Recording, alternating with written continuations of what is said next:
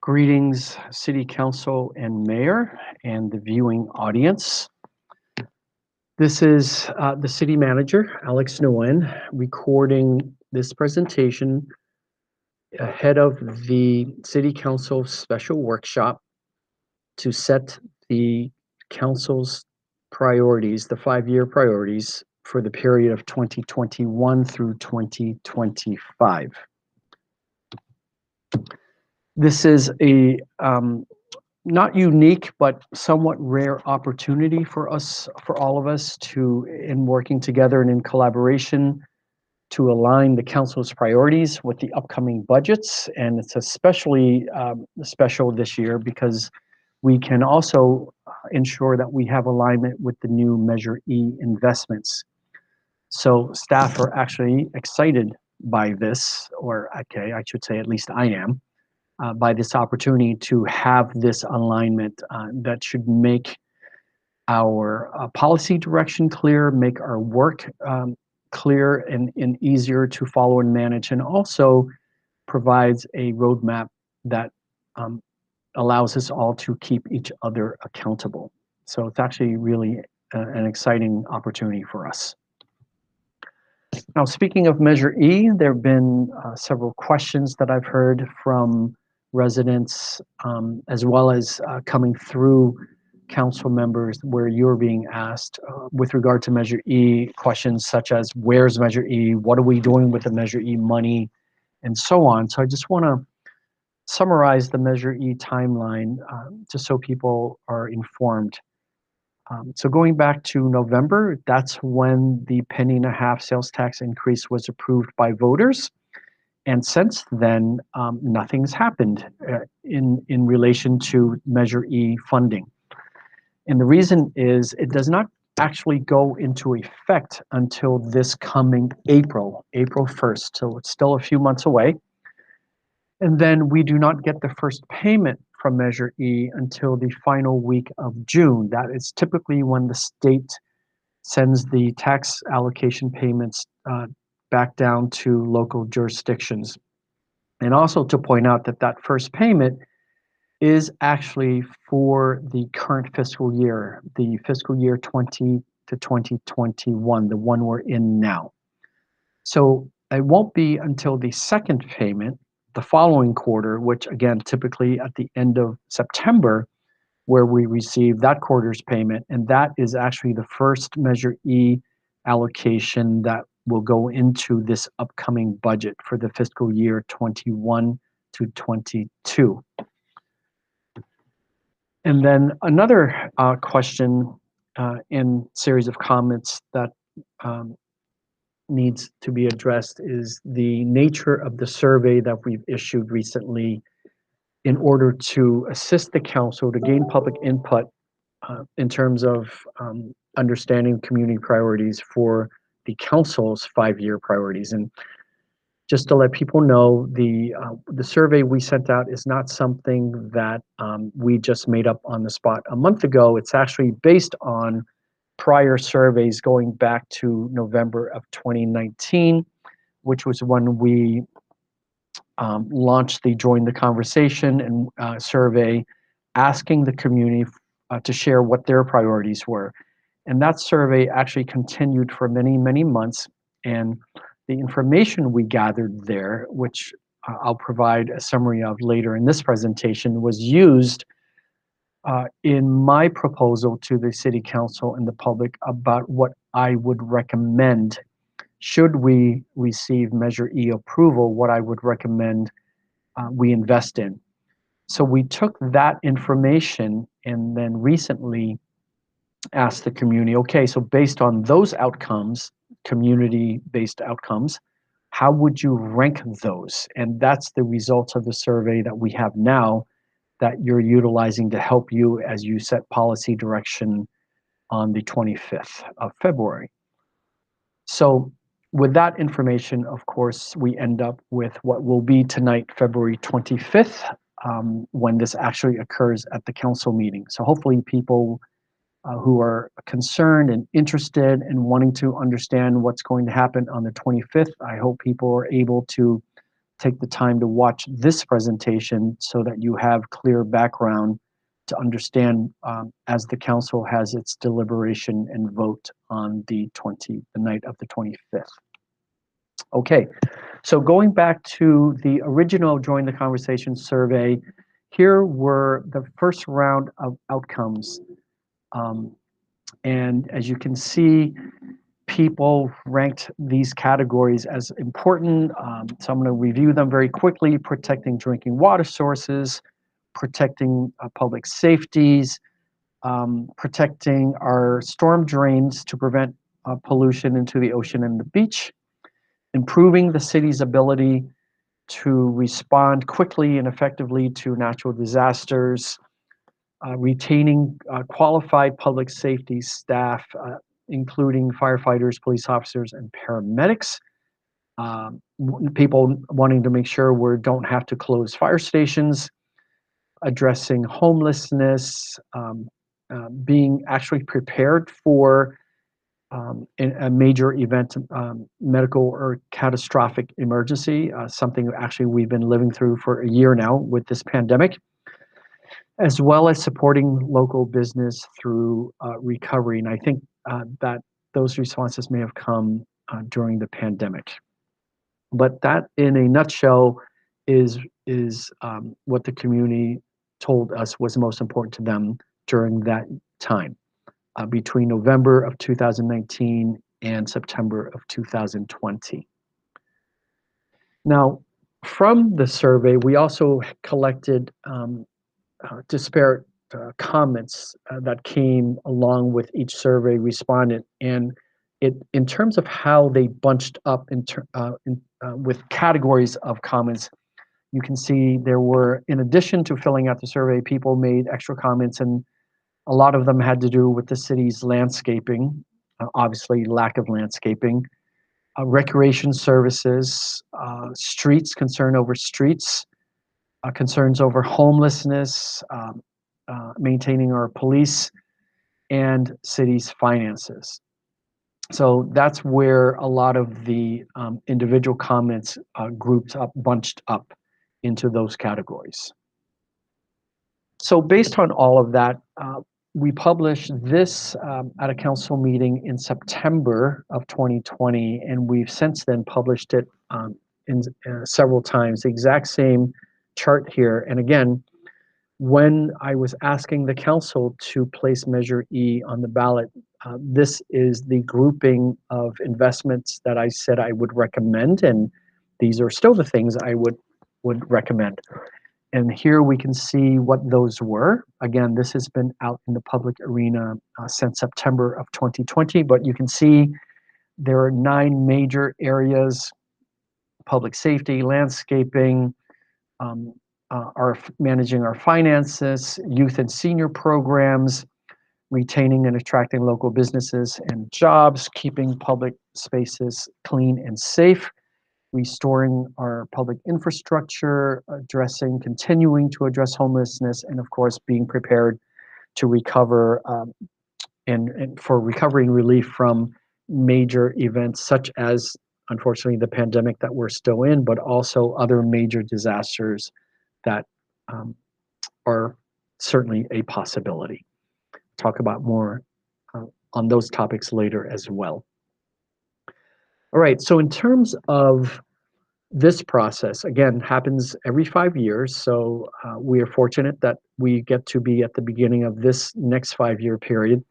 So the way we've managed this process is in January, we went to each of the 3 city council committees to discuss the council's priorities, a summary and a discussion, to ask the council to help us scope what the main categories would be. The committees did do that.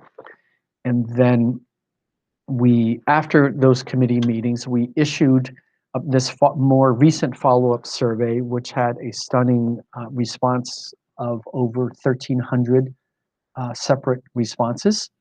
So those results are highlighted later in this presentation and also are attached to the staff report that is published.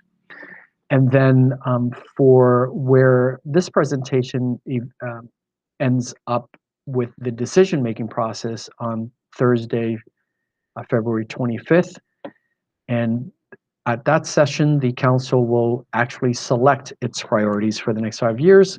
And then we will gather the outcome of that meeting, package it into a new staff report for the council to adopt, I believe, on March 16th at that council meeting. So what are the recommended priorities? Well, there are 5 categories, and 4 of them are a continuation from the last set of priorities, and staff strongly recommended adding public safety as a new category, a 5th category. And the council, at each of the committees, the council blessed adding this category. So that's what we have. Now, here are the results from the most recent survey. So we're going to go through these 5 categories, and I'm going to just highlight the outcome of the results. So in the category of economic development, again, we want to focus on retention and expansion of Oxnard businesses by increasing the skills and employability of our local workforce. Also, obviously, be open to and invite and attract new business investments where possible, as well as looking for opportunities for to target site-based redevelopment opportunities, such as existing but mostly vacant strip malls, areas like that. And there's well, let me just go through here. So in terms of the survey results, here's what we're getting in terms of the ranking. At the top is the focus on business retention and expansion. Second is to renovate 4th Street between downtown and the train station to create a safe connection between the transit center and downtown. Third is to train and prepare residents for employment at local businesses through the Oxnard Employee Pipeline. 4th, focus on new business attraction. And 5th, create a new Zocalo in South Oxnard. So this category, there's one thing I want to highlight is my very, very, very strong recommendation to have a shift in our approach and philosophy towards economic development. And the key thing here is to focus on business retention and expansion. We have many, many, many very, very good companies, corporations, large and small, lots of businesses here in Oxnard that actually provide a lot of jobs. And my concern is many of them employ people who don't live here in Oxnard. And while there's nothing wrong with that, what concerns me is many of the residents who do live here in Oxnard, for a mix of reasons, are not qualified to go into many of these jobs, and therefore they are leaving Oxnard every day to go to jobs, and not necessarily jobs that that pay sufficient wages.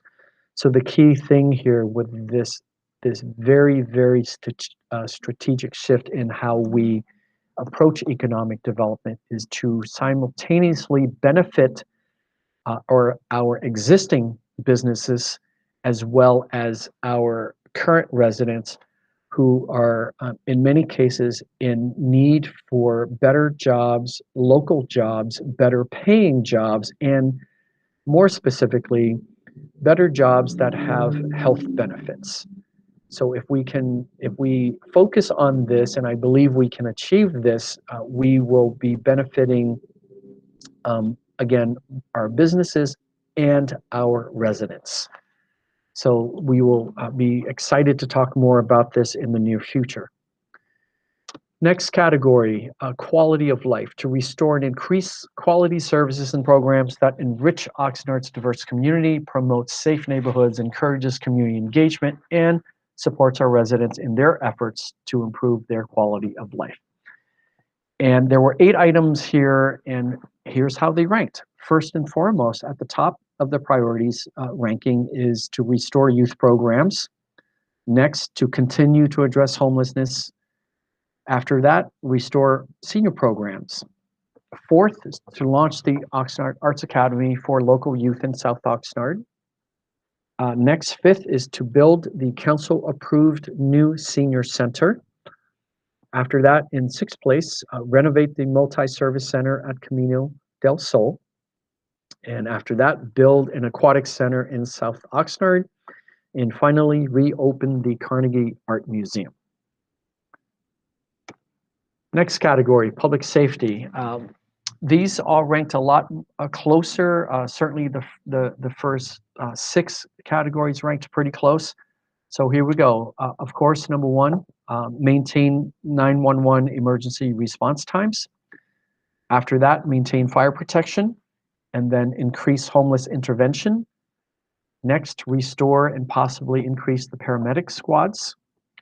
After that, restore the neighborhood policing program.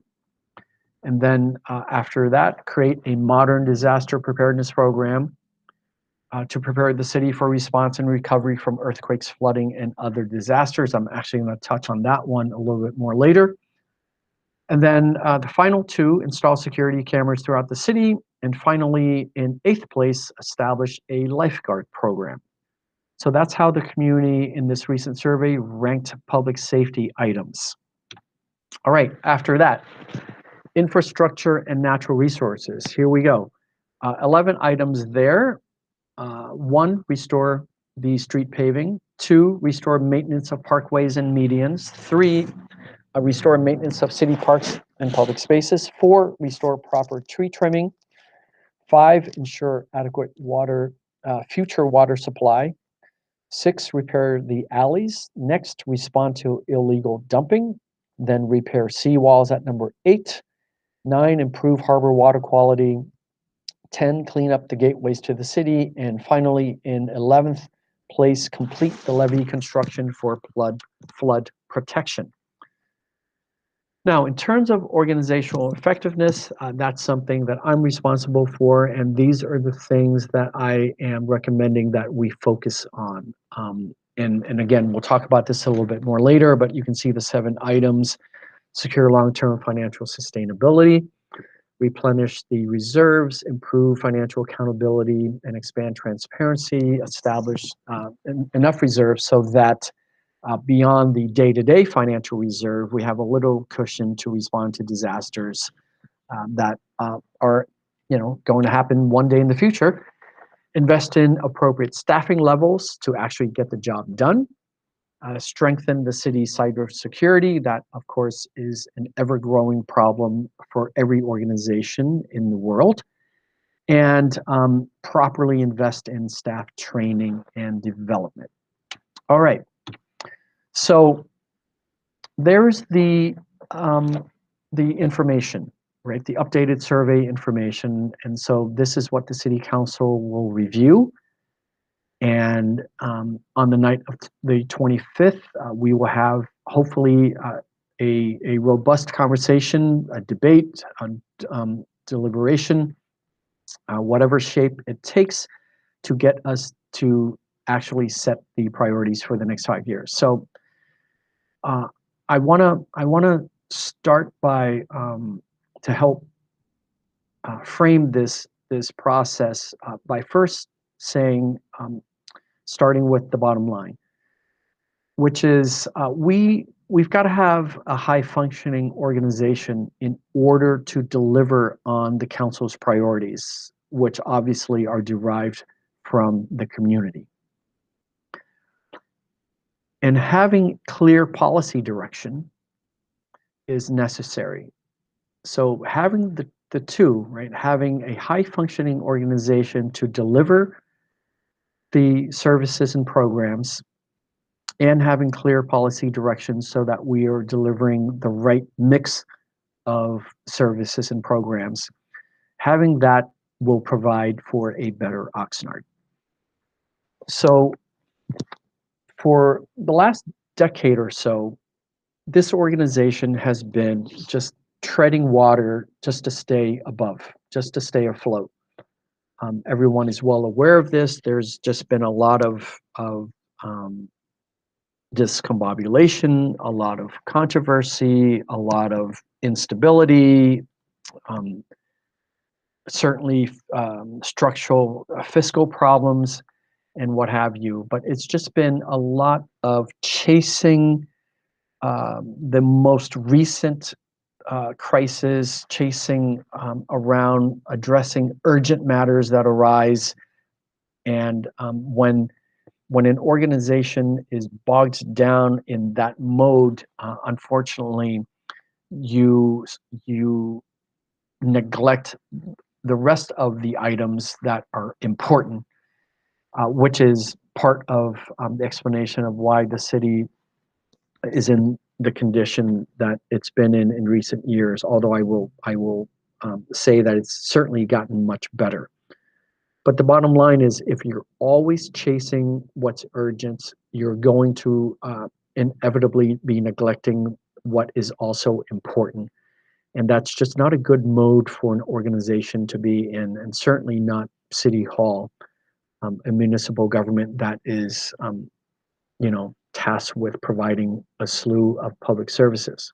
Okay, but over the last few years, we have made some significant strides, and I'm happy and proud to say that we're almost ready to swim. So we're going to go from treading water, which is, by the way, this is exactly what I look like anytime I'm in a body of water. It's not pretty, but we're prepared to swim now. And when I say almost ready, it's because I have to acknowledge that even with all the good work we've done and with the many, many bright spots throughout our organization, we have a lot of talented people. We still don't have everyone we need. We still don't have some of the key positions filled. Again, having to do with years of budget reductions and so on. We're not a fully realized team yet, although we are ready to swim. We're not going to win any Olympic gold medals or any medals. Forget the gold, silver, or bronze in the swimming competition. But we are ready to swim, and over time we will become a high functioning organization, and we'll win those medals in due time. Having said all that, though, having gotten the organization from mostly treading to now mostly swimming in a direction, what we need from the city council is clear policy direction. So I can lead, well, not just me, um, all of our management. We can lead the organization. We can lead City Hall. We're prepared, but we need to know where we're going. And that is not up to the city manager or the staff. That is up to the city council. And that's what I mean by we need clear policy direction. And this is what we hope to get on the night of the 25th. So the framework that we've proposed all along, again, part of it is we've got to turn City Hall into a high functioning organization. Otherwise, we're not going to be able to deliver on these priorities. Clearly, after years of structural deficits and reductions and struggling, we understand that we need to restore many, many services and programs for the community. But also, as we look to the future, it is also realistic to be aspirational and add a few, not a slew and not a long list and not a wish list, but a few key major investments that will make the city a better place for all of us. So please keep these three ideas in mind. Now, there are two things that I really want to advocate for. So one, of course, is the organizational effectiveness. Again, if we don't continue to improve in this area, it's going to be difficult to deliver on these services and programs. But I'm also, as we've gone through this pandemic for this entire basically 12 months now, I'm also need to be mindful of the fact that during this year, had there been just another major event, be it an earthquake or a flood or a mass shooting, we would have been in just so much trouble in this community. Um, it's we've been um, as fortunate as possible to get through this last year in relatively good shape as a city as a whole, even recognizing that there have been loss of life in our own community to the pandemic. But we as a community are not truly prepared for a major disaster. Again, be it an earthquake, be it a mass shooting, be it a flood situation. And it is something that I really, really, really, really want this city to focus on. And I look forward to talking about this more in the future. But these are the two things that I want to push for most as a city manager in order to, again, deliver on the council's priorities, but also to ensure that the city, not just City Hall, but the city as a whole, the entire community, the residents and businesses, that we can become ready and truly resilient for the next major event. Okay, now I've talked a lot about how a 5-year priorities session and setting session and the priorities themselves should really be focused on the 5 years. But I also want to say that we have to be mindful about the future that's literally around the corner, and and so that we're not just getting ourselves back to the basics that we want to be back at and to be excellent at delivering those basic services and programs, but we really need to be in a situation where we're prepared for the major sweeping changes coming, that we're either going to participate in these changes and go through the variations of how they impact our community and how we benefit from them, or we get left behind or we get run over. So I want to make sure that we're not like this ostrich here, and that we have our heads in the sand. Uh, Again, because we're so busy with urgent things that we're not paying attention to important things. But I know some people are tired of me talking about autonomous cars, but they are coming. It's literally around the corner. Then there's automation of all kinds of activity in our society, um, and this goes towards not just machinery but also artificial intelligence. 5G is here. It's about to sweep the nation, and we need to be prepared for those changes as well. And then, because this is a historically an agricultural community, we need to be aware that vertical agriculture is coming, and that too will bring sweeping changes to not only land use but also to our farm worker labor force, and how the nature of those businesses and their work will also be changing. And and it's not that in this 5-year priority setting I'm asking us to struggle with these items. What I'm saying is, in this next 5 years, we need to improve our organization and get it to be that high functioning organization, so that we can be in a position to think through these sweeping changes that are coming around the corner. um, how to anticipate what we do, for example, with electric vehicles, right? You can see in headlines anywhere now that all the major car companies have made commitments to have their entire fleets become electric in the very near future. So what does that mean? It means the gas tax all but disappears.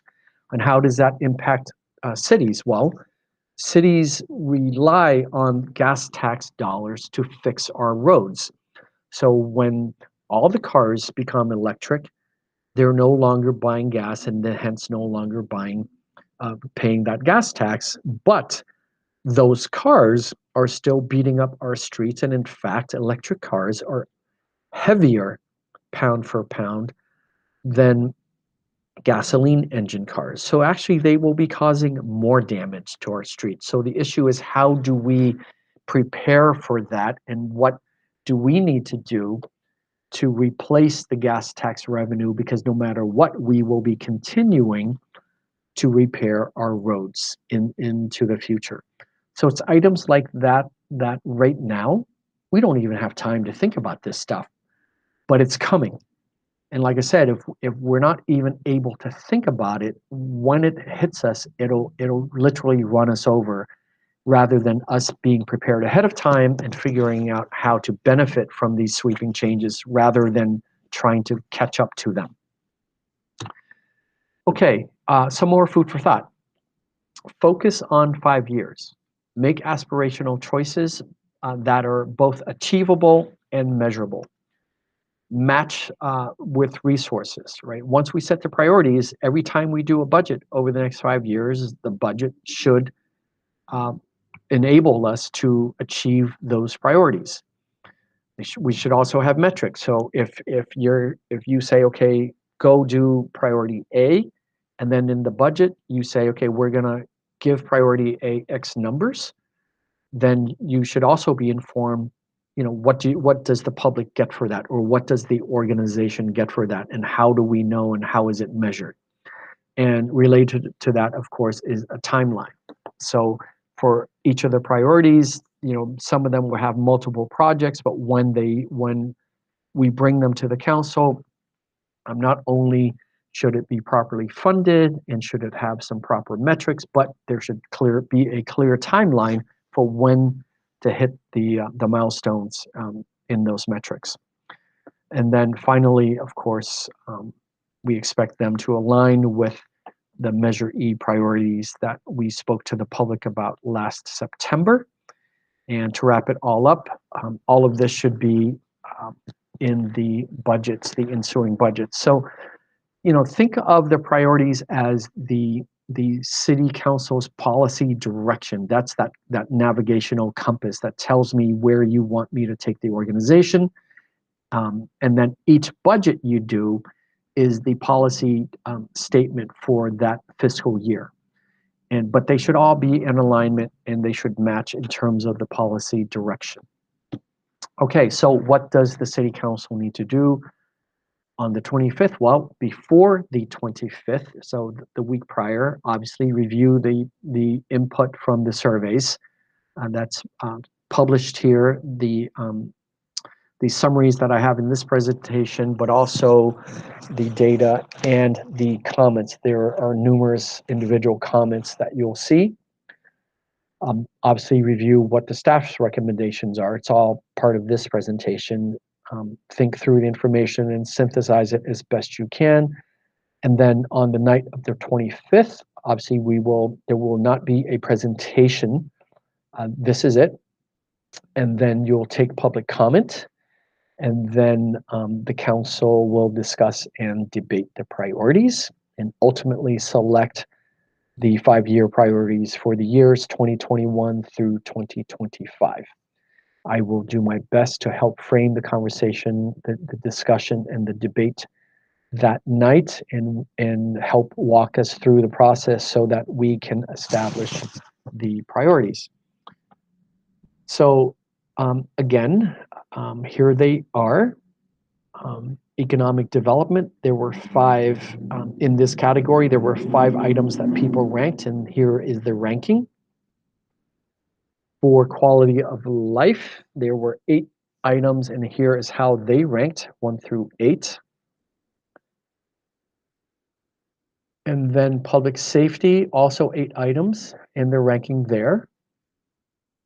Infrastructure and natural resources. Now you can see this slide has an addition to it from the one at the beginning, although the information is the same, but we are recommending that the items of restoring maintenance of parkways and medians, restoring parks, maintenance of parks and those public spaces, and tree trimming. Think of this as all the things we do with greenery.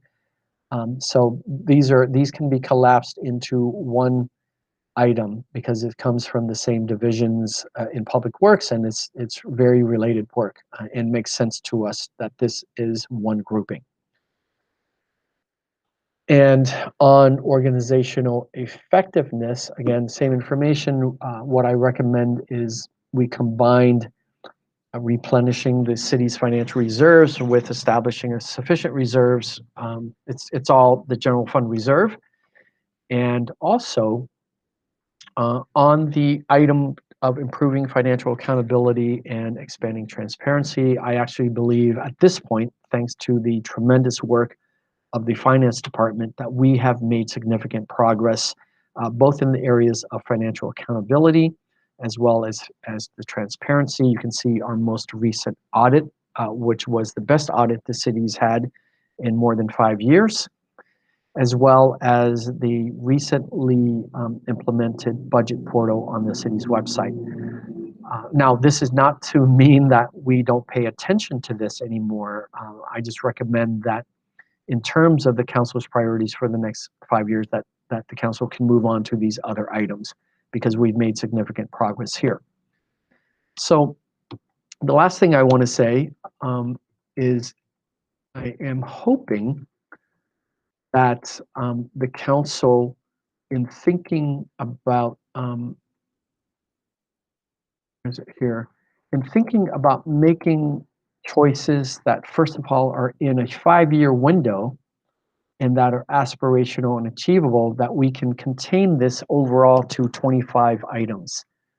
You'll recall that in the last round, you ended up with 131 items. And over that 5-year period, again, the organization was not in the best of shape. It is much better now, but clearly the organization was barely able to deliver on half of those. In part because it was just too many.